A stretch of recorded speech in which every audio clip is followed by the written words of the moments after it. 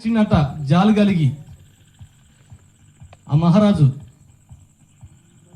ఆ 100 రూపాయల కాగితం, ఆ 2000 కాగితం చూసి, అయ్యో నాకు ఇది అర్థం కావట్లేదు కానీ ఆ పాత 100 రూపాయల కాగితం పొట్టురా అన్నట. ఏమండి, మీరు అర్థం చేసుకుంటారని చెబుతున్నాను. మన దేవుడు ఏమండి ఉన్నవి లేనట్టుగా, లేని ఉన్నట్టుగా చేస్తూ నిన్ను ఆశీర్వదించాలని ఆశపడుతుంటే నేను అక్కడే ఉండిపోతా అంటున్నావు ఈరోజు. ఆమేన్. నేను అక్కడే ఉండిపోతా అంటున్నావు. చూడండి, యోహాను సువార్త 15:8 అధ్యాయంలో చక్కటి మాట ఉంటుంది. యోహాను సువార్త 15:8 మీరు బహుగా ఫలించుటూ నా తండ్రి మహిమపరచబడును. ఇందువలన ఏంటంట? ఏం ఫలించాలంట? మీరు బహుగా ఫలించుతుంటే పరమలోకములో ఉన్న నా తండ్రి ఏం చేస్తాడట? మహిమపరచబడతాడండి. ఇప్పుడు చెప్పండి, ఆమెకు 100 రూపాయలు ఎక్కువ, 2000 కాగితం ఎక్కువ? 100 ఎక్కువ, 2000 ఎక్కువ? 2000 కాగితాలు ఇప్పుడు ఆఫ్ చేస్తారు. లేదా వారికి వచ్చినాయిగా అమ్మా, వచ్చినాయిగా, మీకు వచ్చినాయి, మాకు వచ్చినాయి తెలంగాణకి. అతనంతా ఆమె సాగి చూసి ఏమొక 2000 ఇవ్వాలని 2000 కాగితం ఎత్తుంటే ఆ 2000 కాగితం కిందకే పైకి చూసి, అయ్యో నాకు ఇది అర్థం కావట్లేదు అయ్యా, నాకు ఆ 100 రూపాయల కాగితం పొట్టురా అన్నట. మనం కూడా వాక్యం వినేటప్పుడు వాక్యం వింటాం కానీ ఆ వాక్యం హృదయంలోకి దింపుకోలేము. ఆ వాక్యానుసారంగా మనం జీవించలేము. ఆ వాక్యానుసారంగా మనం బ్రతకలేము. ఏమండి, వాక్యము మన బ్రతుకులను సరిచేసేది, వాక్యము మనకి సరైన మార్గం నడిపించేది. వాక్యము ఒక సుత్తు లాంటిదని మీకు అర్థం కావట్లేదా? మనకు బుద్ధి చెప్పేది. పద్దాక ఎండలోకి వచ్చి భర్త కానీ మంచి ఈ అమ్మాయి అంటే నీ చేతులు లేవా అనేవాళ్ళు ఉన్నారా? ఇక్కడ నువ్వు ఉంచుకొని తాగొచ్చుగా. అమ్మాయి పద్దాకి ఎండలో మన్నుడు ఎండలో వెళ్ళొచ్చిన కానీ మంచిది ఈ అమ్మాయి అంటే నీ చేతులు లేవా, నువ్వు దాగు వెళ్ళి అనేవాళ్ళు ఉన్నారా? ఏమండి, ఒకడంట ఇంటికి వస్తే ఒకటే గోలంట, పద్దాకి యాన్ తోలి తోలి తోలి ఇంటికి వస్తే ఒకటే గోలంట, మల్లెళ్ళు మళ్ళీ కిరాకెళ్ళు అని ఇక ముళ్ళు పెట్టి కొడుతూనే ఉండుద్దంట. ఇక ఆడి ఇంటికి రాకోకుండా 3 రోడ్లు కాడ యాన్ పెట్టుకొని హాయి వండుకున్నట. దేవుడికి స్తోత్రం, హల్లెలూయా. పోలీసు వారు 12 గంటలప్పుడు అంటున్నారంట, అరే అబ్బాయి నీకేం పని రా అంటే, నాకేం పనా, నాకు ఏం పను నీకు ఏం తెలుసయ్యా అన్నట. నాకు ఇక్కడే బాగా ఖాళీగా ఉంది, ఏ గోళ లేదు, ఏ టెన్షన్ లేదు, ఇక్కడ హాయిగా ఉంది. ఇప్పుడు ఎండాకాలం ఎల్లగా ఉంటుంది, చక్కగా చల్లగా ఉంటుంది కదా, చల్లగా ఉందంట మనవుడికి. హాయిగా పండుకున్నట ఇంటికి రాకుండా.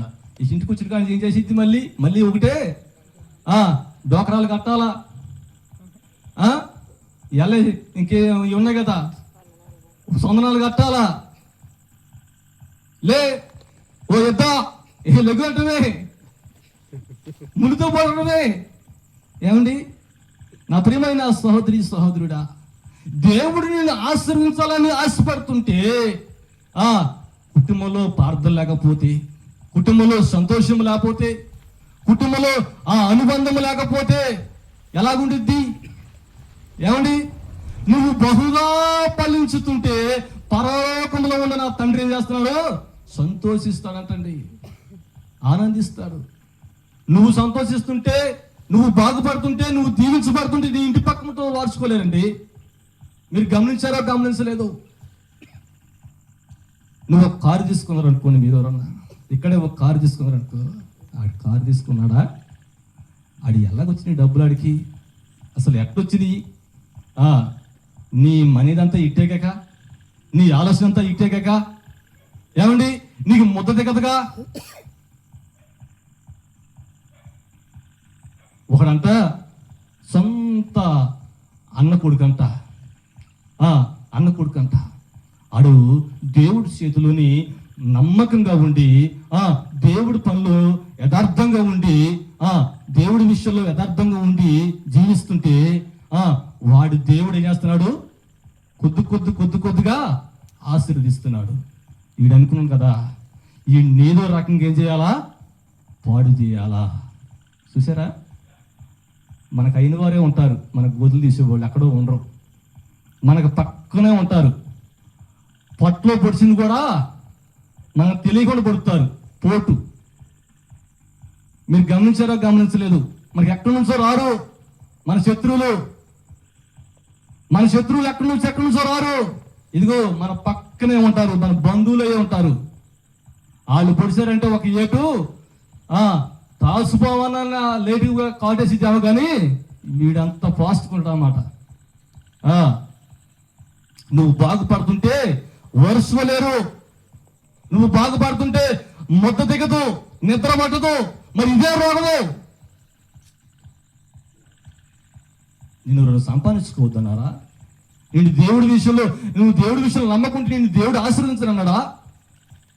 ఏమండి, యెషయా గ్రంథంలో 59వ అధ్యాయంలో ఉండిద్ది మొదటి మాట చూడండి.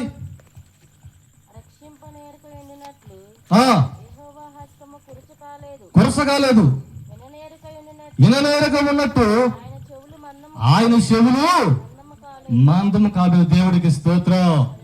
ఏమండి, ఈ రోజు నువ్వు విశ్వాసంతో వచ్చి కూర్చున్న నువ్వు ఇంకో ఆశీర్వదించబడాలా? ఆమేన్.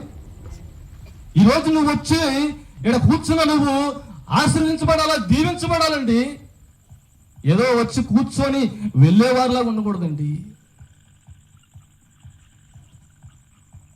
ఏమండి, ఆయన చెవులే మందం కాలేదు, ఆయన చేతులు కురస కాలేదు. ఆయన నిన్ను దీవించాలని, నిన్ను ఆశీర్వదించాలని, ఇదిగో నీకు ఉన్నతమైన స్థానం ఇవ్వాలని ఆయన ఆశపడుతున్నాడు. కానీ మనం ఏం చేస్తున్నామంటే మనం దూరం అయిపోతున్నాం, మనం దూరంగా వెళ్ళిపోతున్నాం. దేవుడి విషయంలో నమ్మకం కూడా లేకపోతున్నాం.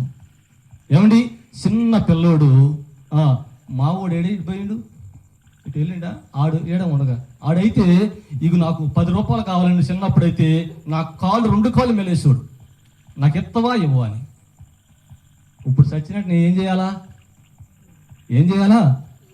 ఆ 10 రూపాయలు ఇస్తే ఆ 10 రూపాయలు తీసుకొని కాళ్ళు విడిచిపెట్టి వెళ్ళిపోయాడు. ఇప్పుడు దేవుడి విషయంలో కూడా దేవుడి పాదాలు పట్టుకుని, ప్రవ్వా నువ్వు నాకు ఎందుకు ఇవ్వ ప్రవ్వా, నాలో ఏం చూసి నా పట్ల నువ్వు గొప్ప కార్యం చేయలేకపోతున్నావు ప్రవ్వా, ఎందుకు నన్ను ఆశీర్వదించు ప్రవ్వా అని మన దేవుడితో మనం పెనుగులు అడిగితే దేవుడిని దీవించడు, ఎందుకు ఆశీర్వదించడు, ఎందుకు ఈ అప్పులు, ఎందుకు ఈ రోగాలు? ఏమండి, మనం దేవుడి విషయంలో నమ్మకం కూడా లేకపోతున్నాం. భక్తి ఉంటుంది కానీ భయం ఉండలేదు, భయం ఉంటే భక్తి ఉండలేదండి. నా ప్రియమైన సహోదరి సహోదరుడా, ఇదిగో అన్నా చూడండి, అన్న అంట దేవుడి మందిరానికి వెళ్ళి, ఇదిగో దేవుడి మందిరంలో కన్నీరు కుమ్మరిస్తుందంటండి. కన్నీరు కుమ్మరిస్తుంది. ఏమని కుమ్మరిస్తుంది? ఏం కావాలంటే, ఇదిగో నాకు ఒక కొడుకును కావాలయ్యా, నాకు పిల్లలు లేదని నన్ను ఎగతాళి చేస్తున్నారయ్యా. ఏమండి, పిల్లలు లేని వారు రోడ్డుని వెళ్తుంటే శుభకారానికి వెళ్ళేవారు కూడా చూసి వెనక్కి వెళ్ళిపోయేవాళ్ళు ఉన్నారు ఈ రోజులలో. పిల్లలు లేరు, ఆమె ఎదురు వస్తుంది ఏంటి అని మళ్ళీ ఇంట్లోకి వెళ్ళి మళ్ళీ 2 నిమిషాలు ఉండి మళ్ళీ వెళ్ళేవారు ఉన్నారు. నేను చెబుతున్నాను కదా, నువ్వు ఏ శుభకారానికి వెళ్ళినా, ఏ పని చేసినా ఒక్కసారి నువ్వు ప్రార్థన చేసుకొని ముందుకు వచ్చిన తర్వాత నీ ముందు నడిచేవాడు యేసు మాత్రమే. హల్లెలూయా. మరొకటి ఉండకూడదండి. ఇది ఒకటి మనం తీసేసుకోవాలా, ఉంచుకోకూడదు. ఇతరుల పక్షంగా దేవుడు ఏం చేస్తా అన్నాడు? యజమాడుతున్నా అన్నాడు. ఏమండి, ఈ రోజులలో మనం మూఢనమ్మకాల నుంచి బయటకు రావాలా. పిల్లి ఎదురొచ్చిందని, మంగళాన్ని ఎదురొచ్చిందని. మా ఊర్లో ఒక రెడ్డి గారు మంగళాన్ని ఎదురుతూనే వెళ్తారు ఆయన. ఆమె ఏంటంట, ఆయన ఎదురుతే నాకు కలిసి వచ్చింది అంటాడు. ఎవరు చెప్పారు ఇవన్నీ? ఏమండి, అన్న దేవుడి మందిరంలోకి వెళ్ళి ఇదిగో దేవుడు మందిరంలో ఇదిగో పెనుగులాడుతుంది, నాకు కుమారుని ప్రభువా, నాకు కుమారుని ఇస్తే ఇదిగో నువ్వు ఇదిగో వాడి తల మీద కత్తెర పెట్టకుండా ఏం చేస్తున్నాను, నీకు నేను అర్పించుకుంటాను. నా ప్రియమైన సహోదరి సహోదరుడా, చూడండి, నువ్వు ఆశీర్వదించబడుతుంటే నీ పక్కన వారు వరుసుకోలేరు, నీ పక్కన వాళ్ళు నిద్రపడదు. నువ్వు దీవించబడుతుంటే దేవుడు ఆశ ఏంటంటే, నువ్వు దీవించబడుతుంటే, నువ్వు ఆశీర్వదించబడుతుంటే, నువ్వు అంచులంచులుగా ఎదుగుతుంటే పరలోకంలో ఉన్న మొట్టమొదటి వ్యక్తి ఎవరంటే మన యేసు మాత్రమే. దేవుడికి స్తోత్రం. ఆయన మాత్రమే సంతోషిస్తాడు. ఈ లోకంలో ఎవ్వరు సంతోషించరు, ఎవ్వరు సంతోషించరు.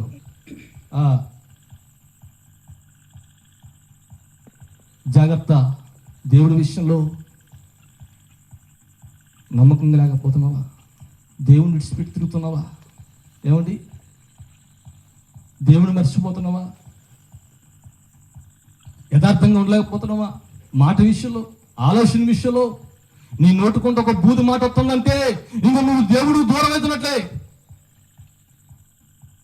యెషయా ఉండిద్ది 66వ అధ్యాయం ఉండిద్ది, ఎవడ దీనుడయ్యి తీయబోకుండామా, ఎవడ దీనుడయ్యి నలిగిన హృదయంతో నా దగ్గరకు వచ్చిను వారిని నేను ఏం చేస్తాను అన్నాడు, దృష్టిస్తా అన్నాడు, నేను ప్రేమిస్తా అన్నాడు. అంటే నీ హృదయం నలిగితే నీ నోటుకుంటే ఎవరాదు, బూతు మాటలు రావు.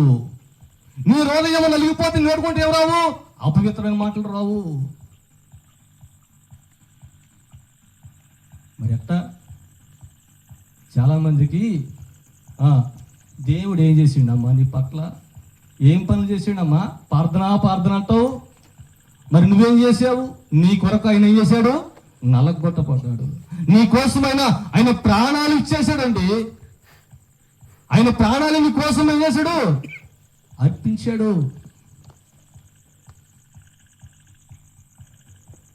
నా ప్రియమైన సహోదరి సహోదరుడా, ప్రయాసపడుతున్నా కానీ ఆ ఫలితాన్ని నువ్వు పొందుకోలేకపోతున్నావు. ఆమేన్. అందుకే అంటాడు మత్తయి సువార్తలో ఉన్నట్లుగా, ప్రయాసపడి సమస్త జనులారా మీరు నా దగ్గరికి రండి. ఎక్కడ ఉన్నప్పుడు విశ్రాంతి? ఏ ఫంక్షన్లో ఉందండి విశ్రాంతి? ఫంక్షన్లో విశ్రాంతి ఉండిద్దా? అసలు 6 మంది వచ్చి 7 మంది వచ్చి సాయంత్రానికి తోటకూర అసలు వాడిపోవడం అయితే ఏముందా? విశ్రాంతి ఉందా? విశ్రాంతి నీకు కలగలగాల, దేవుడి సన్నిధిలో కలగాల. ఎక్కడెక్కడో కలగటం కాదు, ఎక్కడ కలగదు. ఎక్కడ కూడా ప్రశాంతంగా ఇట్లా కూర్చొని వాళ్ళు మాట్లాడటం అంటే ఏం లేవు. అంతా అందలగోళంగా గైరుబిరిగా ఉండిద్ది. కానీ నువ్వు దేవుడి సంతానంలోని ఇంకో నీకు నెమ్మది, దేవుడి సంతానంలో నీకు సంతోషము సమాధానం కలిగేస్తానంటున్నాడు. నువ్వు ప్రయాసపడుతున్నావు కానీ ఆ ప్రయాస తగ్గట ఫలితాన్ని నువ్వు పొందుకోలేకపోతున్నావు. కష్టపడుతున్నాను, ఇదిగో పొద్దున్న లేచి ఎండనక వాననక ఇంకో ఎంత ఎండైనా నువ్వు పనిచేస్తున్నావు కానీ సాయంత్రానికి ఆ ఫలితాన్ని నువ్వు చూడలేకపోతున్నావు. ఈరోజు నా పిల్లల మాట్లాడదయ్యా, నా భర్త మాట్లాడదయ్యా, నా కుటుంబంలో సంతోషం ఉన్నదయ్యా, సమాధానం ఉన్నదని చాలా మంది చెప్పేవారు ఉన్నారు. ఎలాగ మారుతారు? ఎలాగ మారుతారండి? నేను నయంబట ఒక ఇద్దరు కుర్రోళ్ళు వచ్చారన్నమాట. నేను పెయింటింగ్ పని చేస్తూ ఉంటాను, సేవ చేసుకుంటే ఇద్దరు కుర్రోళ్ళు వచ్చారు. వచ్చి వాళ్ళు నన్ను బాగా వెంబడిస్తున్నారు అన్నమాట. ఎట్ట మనిషి ఏంటని నేను నమ్మకంగానే పని చేసుకుంటున్నా ఉంటున్నా. వాళ్ళు అన్నారు కదా, అన్న నీ ఫోన్ పైకి ఓ 40 రూపాయలు కొట్టిస్తా అన్నాడు. ఎందుకు తమ్ముడు అన్న, అమ్మర్ లేకపోతే పని అవదన్నా అన్నాడు. ఏంటంట, ఏం కావాలంటే ఇది అమ్మర్ అంట. అమ్మర్ లేకపోతే ఇది ఏం పని అవ్వట్లేదా, పని చేయలేదంట. ఒరే దరిద్రుడా, అమ్మర్ లేకపోతే పని అవ్వడం కాదురా, ఇది వేసుకుంటే అసలు నువ్వు పని చేయవరా బాబు అన్న. అది లేకపోతే నువ్వు అవడం కాదు, ఇది వేసుకుంటే అసలు నువ్వు ఉండవరా బాబు అన్న కూడా వాడు నీ ఫోన్ పై కాకపోతే ఇంకోటి ఫోన్ పై కొడుచుకుంటా. అంతేగాని నువ్వు నాకు వ్యతిరేకంగా మాట్లాడద్దు. నిజంగా ఇలా నిజం చెప్పేవాడు శత్రువులు అయిపోతున్నారు, సూటిగా మాట్లాడేవాడు శత్రువులు అయిపోతున్నారు. ఉన్నదన్నట్టు చెప్పేవాడు ఇదిగో వాళ్ళు ఎలా ఉన్నారంటే నవ్వులు మింగేయాలంటుంది. ఏమండి, నా ప్రియమైన సహోదరి సహోదరుడా, ఇదిగో అన్న అంట దేవుడి విషయంలోకి వచ్చి కుమారుడి ప్రభు అని దేవుణ్ణి అంట ఇదిగో అడుగుతుందంట. అడుగుతున్నప్పుడు దేవుడు ఏం చేశాడు? ఆమె కన్నీరుని చూశాడు. నా ప్రియమైన సహోదరుడా, నువ్వు ఫలించుతుంటే దేవుడికి సంతోషం. చూడండి, యోహాను సువార్త 15వ అధ్యాయంలో 1వ వచనం ఉంది, నా తండ్రి నిజమైన ద్రాక్షవల్లి. చదవండి సరి. నేను నిజమైన ద్రాక్షవల్లిని, నా తండ్రి వ్యవసాయకుడు. నాలో ఫలింపని ప్రతి త్రేగను ఆయన తీసి పారవేను. ఫలించు ప్రతి త్రేగ మరి ఎక్కువగా ఫలించడం దేవుడికి స్తోత్రం. ఏమండి, మనం క్రీస్తుకి ఏరుగా ఉండి మనం ఫలించలేము. ద్రాక్ష వాళ్ళు కూడా ఇదిగో తీగలో అంటు కట్టుకోకుండా ఫలించదు. మనం కూడా క్రీస్తుకి ఏరుగా ఉండి మనం ఫలించలేమండి. చాలా మంది అంటారు కదా, ఇదిగో ఈ ప్యాన్ తీసుకెళ్ళి మా పేరున ప్రార్థన చేపిండి అయ్యా, ఇదిగో ఈ కొంత కారు తీసుకెళ్ళి మా పేరున మందిరంలో ప్రార్థన చేపిండి అయ్యా, ఇదిగో ఈ కొంత డబ్బు తీసుకెళ్ళి మా పేరున ఈ కొబ్బరి నూనెకి ప్రార్థన చేపిండి అయ్యా అంటారంటే, అలాంటి వారిని చెబుతున్నా ఈరోజు వాళ్ళు ఫలించరు. ఎట్ట ఫలిస్తారు? నువ్వు క్రీస్తులో ఉంటే ఫలిస్తారు. ఆమేన్. నువ్వు క్రీస్తులో అంటుకట్టుగా ఉంటే ఫలిస్తారండి. నీలోని ఆ పనికిరాని ప్రతి ఒక్క తీగని నువ్వు తీసేసుకుంటే ఫలిస్తావండి. లోకమే కావాలా, క్రీస్తే కావాలంటే ఇదిగో నువ్వు అక్కడే ఉండిపోతావు. ఎక్కడేసిన గొంగడి అక్కడే ఉన్నట్టు అక్కడే ఉండిపోతావు. క్రీస్తు నీలో ఉంటే నీకు సంతోషము, క్రీస్తు మాటలో నీలో ఉంటే నీకు ఆనందం అండి. ఇంట్లో ఉడుచుకుంటూ చక్కగా పాట పాడుకుంటూ ఇల్లు ఉడుచుకోరాదు. వస్తాయి ఆ పాటలు మనకు అప్పుడు ఆ టైంలో. ఇల్లు ఉడుచుకుంటూ ఒక పాట పాడుకోరాదు. మిగతా వాళ్ళు అంటారు పాడితే అబ్బో వచ్చింది లేకయ్యా మంచి భక్తి పౌరాలు. పక్కన వాళ్ళు ఎన్నో ఎగరాలు చేస్తూ ఉంటారు. ఏం చేస్తుందయ్యా భక్తి అంటారు. ఏమండి, అంటులు తోలుకుంటూ పాట పాడుకోరాదు. నీలో పనికిరాని ప్రతి ఒక్క తీగ తీసేసుకుంటే నువ్వు ఫలిస్తావు. నువ్వు తీగలు ఉంచుకొని ఫలించాలంటే ఫలించలేవండి, ఫలించలేవు. నేనంతే అది గొప్పేం కాదేడా, ఎవరైనా అంతే. క్రీస్తు ప్రేమ మన దూరం అయితే మనం ఫలించలేము. క్రీస్తు మనలో ఉంటే మనం ఫలిస్తాము. ఆమేన్. ద్రాక్షవల్లి తీగ ద్రాక్షవల్లితో అంటుకట్టుకుని ఉంటే ఫలించుతుంది, దానికి వేరుగా ఉంటే ఫలించలేదు. అందుకే క్రీస్తు అంటాడు కదా, నువ్వు బహుగా ఫలించుతుంటే నేను పరలోకంలో ఉండి సంతోషిస్తున్నట్టాడు. దేవుడికి స్తోత్రం. హల్లెలూయా. ఈ రాత్రి నువ్వు ఎలాగున్నావు? అయ్యా అప్పులుండి అయ్యా, అప్పులు పాలై ఉన్నానయ్యా, అప్పులు అంటాడుతున్నారయ్యా, నా పిల్ల మాటింటలేదయ్యా, నా కొడుకు మాట్లేదు. నా కొడుకు ఇదిగో పొద్దుపోయి వస్తున్నాడు, 1 గంట తర్వాత వచ్చి తలుపు కొడుతున్నాడు. మరి నువ్వు దేవుడు మాటింటే నీ పిల్లలు నీ మాటింటారు. అవునా కదా? నువ్వు దేవుడు దూరం అయిపోతే, దేవుడు కూడా ఇష్టపెడితే నీ పిల్లలు నీ మాటింటారంటే వినరు. లేఖనాలు చెబుతున్నాయి కదా, నువ్వు నా మాట విన్న వేళలా నేను నీ మాట చెప్పాలా?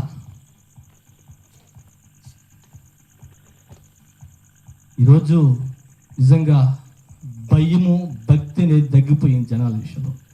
2006లో 7లోని అసలు ఏ వాక్యం చెబుతున్నా చక్కగా శ్రద్ధ కలిగి ఏదో అసలు ఒక దైవజనుడు చెప్పాడు, వాక్యం ఏంటంటేనంట ఆ వాక్యం అంట ఇన్నప్పుడు ఆ కాలం మీద నుంచి పాము వెళ్ళిపోయినా కూడా తెలియదంట. అంటే అంత ఇంట్రెస్ట్గా వింటున్నారంట, అంత ఆసక్తి ఉంది. ఇప్పుడు ఏమైపోయింది? ఆ భయము భక్తి ఏమైపోయింది? తగ్గిపోతుంది కాబట్టి ఇలా స్ట్రోకులు, క్యాన్సరు అంతలోనే కనపడి అంతలోనే మాయమైపోయి మనుషులు ఏమైపోతుందట, జనం తగ్గిపోతున్నారు. భక్తి తగ్గిపోతుంది. ఏమైపోతుంది? జనం కూడా తగ్గుతున్నారా పెరుగుతున్నారా? తగ్గిపోతున్నారు. మీరు ఎక్కడ చూసినా కూడా అలాగనే ఉంది. నా ప్రియమైన సహోదరి సహోదరుడా, నీలో పనికిరాని ప్రతి ఒక్క తీగను నువ్వు తీసేసుకుంటే ఇక దేవుడు నేను ఏం చేస్తాడంటే ఆశీర్వదిస్తానన్నాడు. నువ్వు ఫలించాలంటే ఇక ఆయన ముందు నువ్వు నమ్మకంగా యథార్థంగా ఉండాలా. నువ్వు చేసే పని కాడ యథార్థంగా ఉండాలా. నువ్వు చేసే పని కరెక్ట్గా ఉండాలా. నువ్వు దేవుడి విషయంలో నమ్మకంగా ఉండాలా. నన్ను చూస్తున్నాడు నా యేసు అని నువ్వు భయం భక్తి కలిగి ఉండాలా. యెషయా గ్రంథంలోని 33వ అధ్యాయంలో అక్కడ మాటలు చూడండి. ఈ ఒక్క మాట చెప్పి నేను ముగిస్తాను, సమయం అయిపోతుంది, నాకు అర్థం అయిపోతుంది. 33:3 వచనం.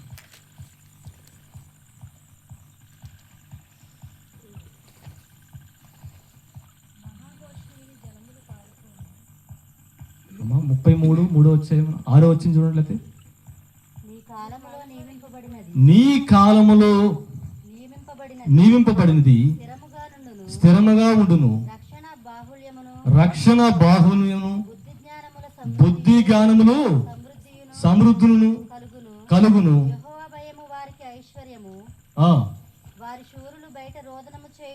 చాలు చాలు. యెహోవా భయము ఎవరికి ఐశ్వర్యం అంట? ఎవరికి? యెహోవా భయం కలిగిన వారికి. ఎవరు? యెహోవా భయం కలిగిన వారంట ఐశ్వర్యవంతులు అవుతారంట. దేవుడికి స్తోత్రం. యెహోవా భయం ఎవరి పట్ల అయితే ఉంటుందో వాళ్ళంతా ధనవంతులు అవుతారంటండి. యెహోవా భయం ఎవరినైతే గద్దిస్తుందో, ఎవరినైతే ఇంకో సరైన మార్గం నడిపిస్తుందో వాళ్ళంతా ఇంకో ధనవంతులు అవుతారంట, ఐశ్వర్యవంతులు అవుతారంటండి.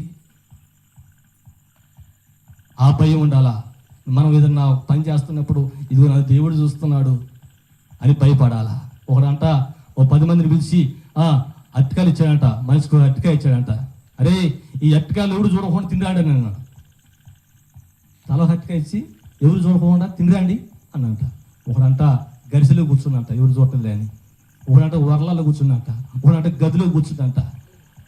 అట్ట ఎవడు నచ్చినట్టు వెళ్ళి ఎవడు చూడకుండా తినొద్దామని వెళ్ళిపోయారంట. ఒకడన్నట్టు కదా, ఇదిగో నేను తినే అట్టికాయ ఎవరు చూసినా చూడకపోయినా నా దేవుడు చూస్తున్నాడు, ఇక నేను తినడానికి అవకాశం లేదని ఆడు ఒక్కడ వచ్చి ఆ అట్టికాయ ఆ యజమానికి ఇచ్చేసిందంట. ఏంట్రా నువ్వెందుకు తినలేకపోయి నువ్వు అట్టికాయ అంటే అంటున్నాడు కదా. అయ్యా ఎవరు చూసినా చూడకపోయినా పైన నా దేవుడు చూస్తున్నాడు, నేను తినలేకపోయానంట. ఇదిగో నీకు భక్తి భయము నీలో కనపడుతున్నారా బాబు, నువ్వు నాకు కావాలరా బాబు అన్నట.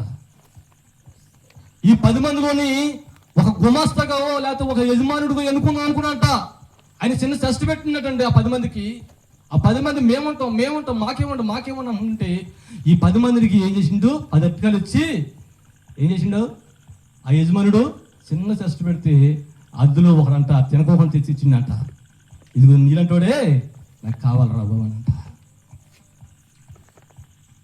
భయము భక్తి మనలో ఉంటే మనం ఆశీర్వదించబడతాం, మనం దీవించబడతాం. ఏమండి? అన్న దీవించబడింది. ఇదిగో ఎంతగానో గొడ్డలేని అన్న ఇంకో ఒక కుమారుడు దేవుడిచ్చాడు. మూలుగుతుందండి ఆ మందిరంలోని. దేవుడిని అడుగుతుంది, పోట్లాడుతుంది దేవుడి విషయంలోని. మనం పోట్లాడే వారిలాగా ఉండాలా, దేవుడి విషయంలో అడిగే వారిలాగా ఉండాలండి. యథార్థంగా ఉండాలా. నువ్వు అడుగుతున్నావంటే నీకు గడుస్తు ఉండాలా దేవుడి విషయంలోని. ఏదో నోటి తోలకు 4 మాట్లాడే వారిలాగా ఉండకూడదు.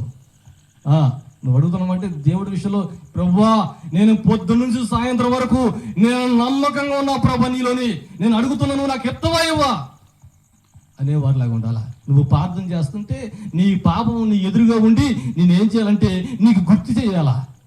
వాక్యం అంట ఏం చేస్తా ఉంటుంది? నీ తప్పులు సరిదిద్దా ఉంటుంది. వాక్యం ఏం చెప్తా ఉంటుంది? నిన్ను సరిచేస్తా ఉంటుంది అండి వాక్యము. గుడ్డోడు దారి చూపిస్తాడంటే దారి చూపెట్టడం. మరి ఎవరు చూపెట్టాలా? కళ్ళునోడు కావాలా గుడ్డోడికి.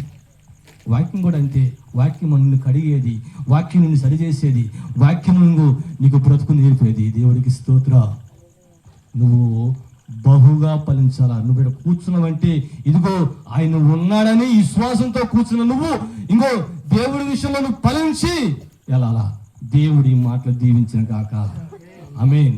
దేవుడు మన హృదయంలో ముద్రించిన కాక ఈ మాటలో మోకరించండి, ప్రార్థన చేసుకుందాం. ప్రార్థన చేసుకుందాం. ప్రతి ఒక్కరు కూడా